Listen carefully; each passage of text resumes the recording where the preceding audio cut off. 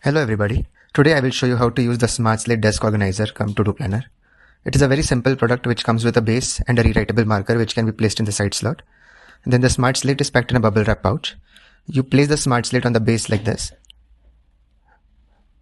On the Smart Slate, you can write your daily to-do planners, which are the tasks that you need to complete in the day.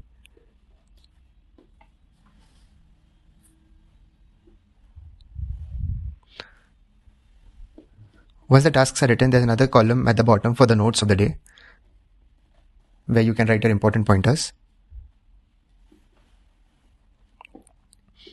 After this, you can place the Smart Slate back on the desk organizer like this. There are two slots in the desk organizers. In one slot, you can place your pens and paper clips, and in the second slot, you can place your pens so that everything that is required on your desk is available at one glance. Once your tasks are completed, you can tick them off on the Smart Slate like this, or you can also erase them with the duster provided on the marker cap.